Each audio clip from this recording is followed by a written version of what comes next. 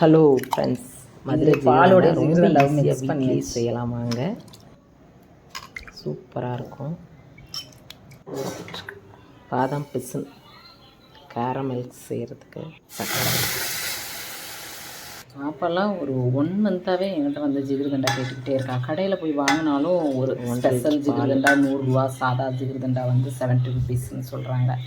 சரி, அதனால் நான் வீட்லேயே செஞ்சுருவோமேன்னு செஞ்சுட்ருக்குறேன். இந்த ஆடை வர்றப்போ தள்ளி விடணுமா. நான் கொஞ்சம் வேலையாக இருந்தேன். எங்கள் வீட்டுக்காரக்காச்சும் அவங்க வந்து இதெல்லாம் என்னமோ பண்ணி வச்சுட்டாங்க.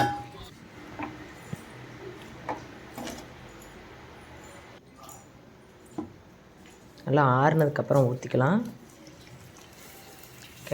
மில்க் ரெடி ஆகிடுச்சுங்க. காரம் மில்க் மிக்ஸ் பண்ணி இதை ஃப்ரிட்ஜில் வச்சிடலாம். ஆறுனதுக்கப்புறமா உங்களுக்கு காலையில் காமிக்கிறேன். இதுதாண்டா நைட்டு நம்ம வந்து கெட்டியான பால், அதாவது 1.5 லிட்டர் பால் பார்த்துக்கோங்க. டிவி சவுண்டு கம்மி பண்ணி. ஹலோ ஃப்ரெண்ட்ஸ், நம்ம சேனலில் ஃபஸ்ட் டைமாக பார்க்குறீங்கன்னா சப்ஸ்கிரைப் பண்ணிக்கங்க. நம்ம ஜிகிர்தண்டா தான் செய்ய போகிறோம். சூப்பராக செம்ம டேஸ்டியாக இருக்குங்க. இது நைட்டே 1.5 லிட்டர் பாலை நான் காய்ச்சி எடுத்து வச்சுட்டேன்.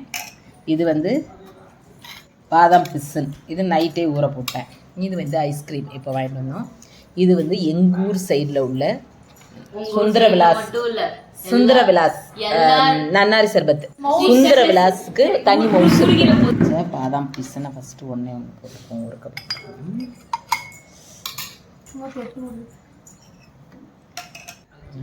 நன்னாரி. ஓகே, நம்ம நைட்டே காய்ச்சின பால், திக்கான பால், கேரமல்,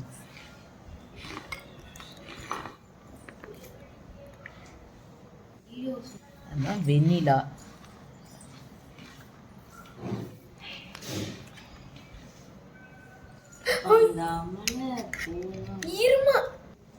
இப்போ இந்த சர்பத் கொஞ்சம் ஊற்றிக்கலாங்க. வீட்லேயும் நன்னாரி மதுரை ஜிகிர்தண்டா.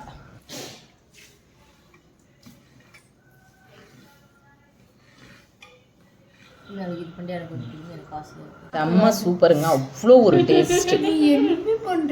இவ்வளவும் நமக்கு தான். சாப்பிடு. ரொம்ப குளிர்ச்சிங்க.